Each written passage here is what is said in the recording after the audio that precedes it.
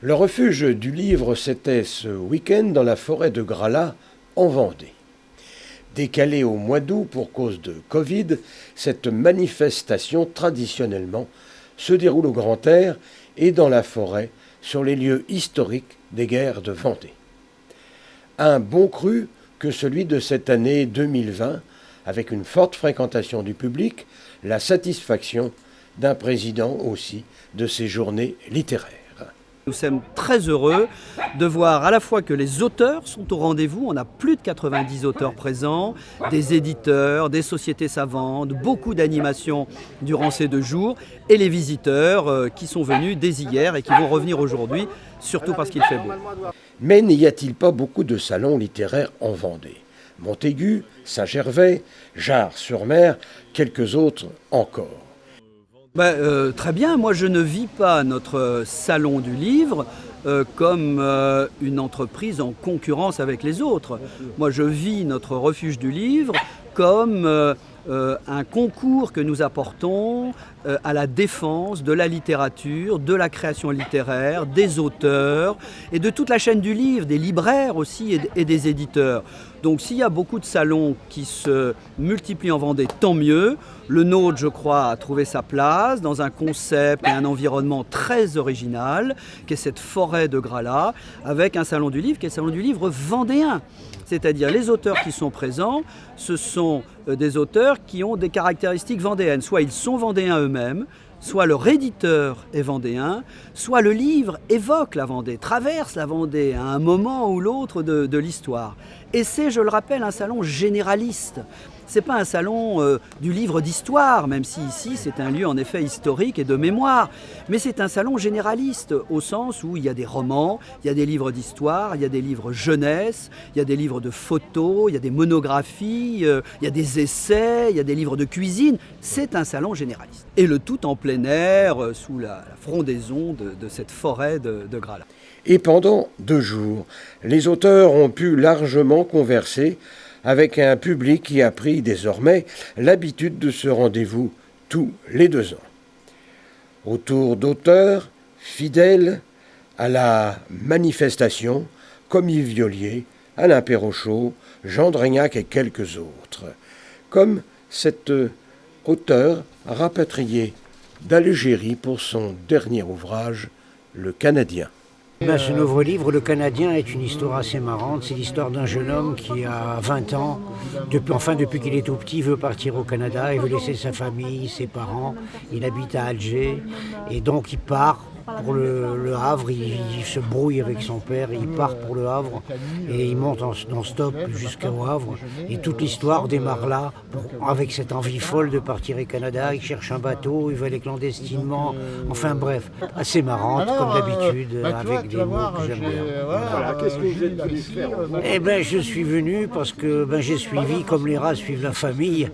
J'avais un beau-frère qui était médecin à La Roche-sur-Yon et donc je suis venu. On s'est installé comme ça et puis il y avait une superbe résidence qui s'appelait Les Forges, qui était une HLM construite spécialement pour nous, un bâtiment spécial pied noir. On avait mis 2-3 Arabes avec nous pour ne pas construire trop dépaysés. Les Amants de la Rivière Rouge, sous le pseudonyme de Marie-France Desmarais. Et donc ce livre a eu le prix Charette l'année dernière, donc en 2019. Il a été délivré à la Chabotterie, puisqu'il n'y avait pas de salon l'année dernière à Gralat. Et la suite, donc, parce que ça va être une trilogie au final, et le 2e tome est prévu il est écrit, ça a été un petit peu retardé à cause du Covid.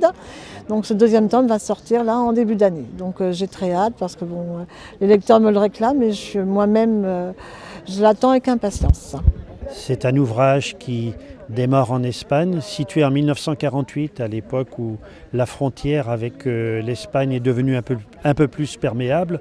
L'autorisation aux saisonniers de venir légalement travailler en France a été donnée. Certains sont venus s'installer définitivement, d'autres travaillaient simplement pour la période estivale, à la récolte des fruits, des légumes et également à la lavande en Provence. Donc cette période m'a intéressé particulièrement et cette production parce que, en raison du plateau de Valençol, magnifique endroit où pousse la lavande, très colorée, très parfumée, au lieu de la Provence.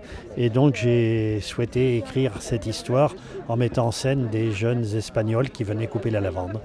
Ce livre est sorti juste avant le confinement et le thème est effectivement l'assassinat judiciaire de Fillon. C'est un des thèmes, mais comme ça faisait un peu court malgré tout, j'ai ajouté quelques études historiques. Ça va l'affaire Ben Barka, les conséquences de l'affaire Markovic, la tentative d'assassinat de Pompidou, les différentes histoires de faits divers qui débouchent qui ont des conséquences politiques. Voilà. Mais Fillon, j'analyse longuement le rôle du parquet national financier, cette admirable création de François Hollande qui permet à tout pouvoir désormais d'éliminer la concurrence, de l'éliminer judiciairement et d'éviter ce que j'appelais autrefois l'aléa judiciaire, c'est-à-dire le risque que représentaient 173 procureurs, 600 juges d'instruction. Sur le nombre, vous trouviez des gens incontrôlables et c'était un risque. Le risque est éliminé maintenant. Plaisir de venir au refuge de Gralat parce que c'est une belle manifestation dans un cadre exceptionnel. C'est l'occasion de rencontrer des gens et de discuter tranquillement. Et moi j'ai le plaisir de proposer des ouvrages sur la Vendée ou sur des petits secteurs de la Vendée. C'est de la proximité et les gens généralement sont contents. Ils découvrent des choses qu'ils connaissent ou des choses qu'ils ne connaissent pas. Et donc c'est pour moi un bel encouragement à continuer à travailler dans ce sens-là. 2 prix littéraires ont été remis cette année, le prix Charette à Michel Perraudot et le prix Gilbert Proutot à Régine Albert. Le prix Gilbert Proutot repose sur 3 critères. Avoir connu le bonhomme, avoir vu un de ses films et avoir lu un de ses livres. Et nous avons commencé en 2015, c'était à Saint-Gervais, c'est un dénommé André Hubert-Hérault, éditeur à Molévrier, qui avait été le premier récipiendaire. Le refuge du livre est devenu au fil des temps un rendez-vous littéraire en Vendée et déférence gardée envers Julien Gracq, un balcon en forêt.